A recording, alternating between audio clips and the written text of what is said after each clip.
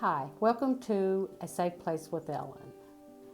Today we're going to talk about early signs of potential abusers. One of the questions I get asked often is, how do I prevent myself from getting into an abusive relationship, or how do I recognize potential abusers? Well, today that's what we're going to talk about. A sign that we can look for in an early abuser would be maybe boasting and bragging. Abusers tend to boast about the biggest thing that they think that's happened in their lives, which is them. I'm sorry to say. Most things they talk about is them. It's always putting them first. It's talking about the things that they've done. The topic is normally they dwell upon themselves. Abusers will tend to be needy. They will be poor me, pitiful me. Everything's all about things that's happened to them. That we'll feel sorry for them. They'll have that clingy feeling, and what they wanted you to do is to feel bad for them. It's all about them. Lies and manipulation's also a pre-warning sign, for lack of a better word. It's they'll lie about anything, the smallest thing, anything that's happening. It's insane things. Abusers tend to lie about. They could lie about what happened in their day, what's happened in their lives, and all of that is either to make us feel bad for them, so we'll want to fix them, or feel sorry for them. And abusers can be oversensitive. They tend to go off on the smallest thing. This can be a danger sign when you notice that the person that you're with is so sensitive that the smallest thing makes you feel like that there's potential for danger or potential that something could go wrong. We like to call that walking on eggshells thing. Please take notice. When you feel like you're walking on eggshells around anybody, that is such a big sign that something isn't right, that this relationship may not be what you think it is. We talked about abusers being needy and clingy. At times they'll even try to push and pressure a relationship, and that pressure is because they need quick control, and so they push us into these deep relationships. It's really because it's the need for control.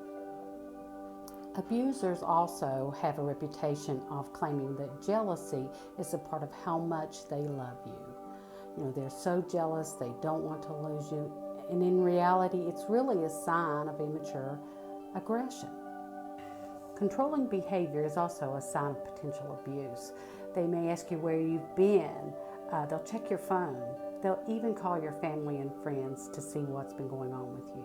Controlling behavior is probably one of the number one signs of a potential abuser. Possessiveness is another sign of a possible abuser. It's a close cousin to the controlling behavior. And at this point, it becomes a part of you losing your inner circle, you losing your family. It's that segregation, that separation from all of your friends. That's a big one to notice. When abusers start complaining about your friends, you're spending too much time with your friends, maybe they're calling too much, or he or she starts talking about the negative parts and how your friends are being negative on this relationship that you two are trying to build. Please pay attention to that. That's a big sign. Rage is also a sign of abuse. We all are well aware that potential abusers or abusers have uncontrollable rage. A potential abuser will look for someone, we're in the beginning of our relationship. In talking about this, a potential abuser will look for weak people to direct their rage. Maybe a secretary, maybe a waitress, maybe just one of their distant friends, but they will pick a weak person to direct this rage. Pay attention to that as well. A sign to look for is insisting, and a potential abuser will insist on it's my way. It's kind of like my way or no way, shutting any other way out. It's what they need to do, what they are going. It's part of that controlling thing, actually. It's this is the best way. And the way they'll get that across is, honey, you know you don't like this or that. This would be better for us. This is the best way. And if you really take and look at all sides of that, it's their way. Sabotaging friendships is also a sign. It's kind of goes hand in hand with being possessive. It's trying to sabotage your friendships with other people. It goes hand in hand again with trying to segregate you. It's that degree of separation. You know, friendships are bad, and in abusive relationships, an abuser won't come out and say, "Oh, your friends are terrible." He'll find very subtle ways to throw that in there. That's another thing to look at. It's like, "Oh, hi, honey, I love you, but you know your friends are toxic to us." Those are the kind of things you're going to hear. One of the things we say to ourselves is, why would they try to sabotage relationships and try to separate us from our family? Well, the reason is it's because they'll lose their sense of control. Sabotaging gives them a sense of control, and when I say them, a potential abuser. Ignoring boundaries is also a sign of a possible abuser. If you're dating an abuser, you can expect for your privacy to be violated more than once. Insulting your loved ones is a big one, because insulting your loved ones, your family, and your close friends is a way of isolating you from potential help. If your friends and your family don't know these things, then they're not going to be able to help you out of this relationship. Just remember, someone you care about starts insulting your family and your loved ones, think red flag. Being overly defensive. Abusers are cowards.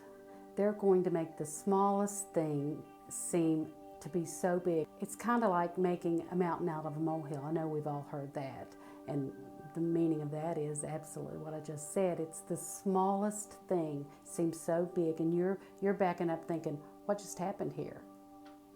Those are the things to look for. Having a history of violence or abuse is a big sign.